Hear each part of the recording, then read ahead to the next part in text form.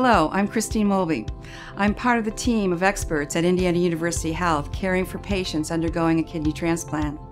Welcome, and thank you for choosing IU Health for your procedure. In this video, I'll tell you what to expect if you are in need of a kidney transplant, including pre-transplant evaluation and the transplant procedure. Every patient will need to undergo an evaluation as part of the pre-transplant process. The evaluation includes a variety of tests to provide the transplant team with information about your overall condition. Examples of tests include cardiac testing, blood work, as well as interviews with social work and other members of the transplant team. As part of your pre-transplant evaluation, your transplant coordinator will provide education and information about transplantation, including the benefits and risks and how the national waiting list works. You also will be educated on the costs of medication after transplant and how our financial counselors will help you work through the special rules of Medicare and private insurance plans.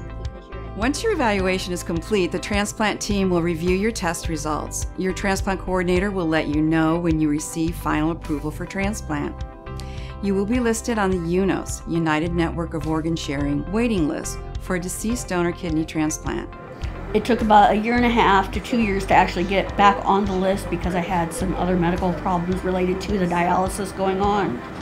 But then they got me on the list, and I've been on the list for 2 years, and now I've got a new kidney. If you have a living donor that has been approved to donate a kidney to you, this surgery can be scheduled in advance.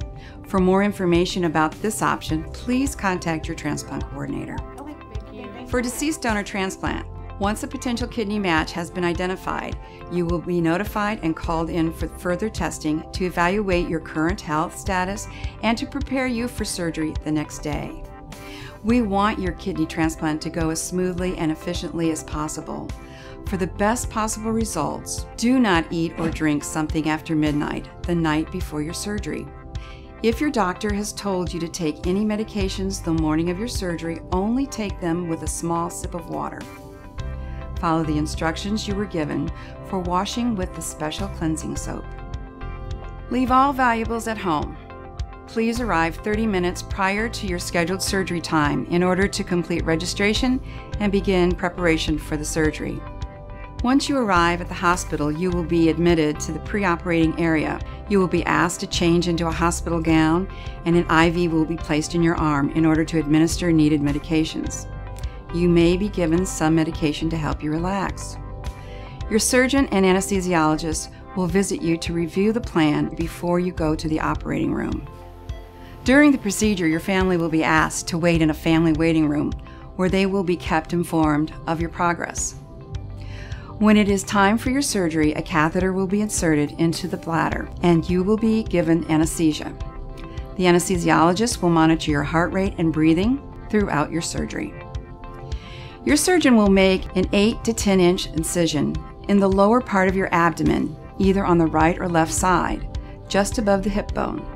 The donor kidney is placed and the kidney blood vessels are attached to the main arteries. The ureter is attached to the bladder. In most instances, your own kidneys are left in place. Following your transplant surgery, you will be moved to the recovery room, where the nurses will monitor you closely as you wake up from anesthesia. Some people take a bit longer than others to wake up, but you can expect to be in the recovery room for about an hour or two. Your nurse will assess your pain on a scale of 1 to 10 and assist you with your pain management needs. There is going to be some pain and soreness involved, but they're very good about making sure that you have adequate pain medication. Once you are stable, you will be taken to the organ transplant unit, where transplant-trained nurses will care for you. Under the supervision of surgeons and pharmacists, the team will help manage your pain, monitor the function of your new kidney, and adjust the immunosuppression medication to determine the right dose for you. You can expect to stay in the hospital for 4 to 5 days following surgery. You will be taught about the medications you need to take, signs of rejection and infection, as well as ongoing preventative post-transplant care that is critical for protecting you and the gift you receive through organ donation. After you are released from the hospital, you will continue to see the transplant team for regular checkups and blood work twice each week for the first month, and then less frequently. Remember, if you have any questions about your surgery, you can ask any of our team of specialists.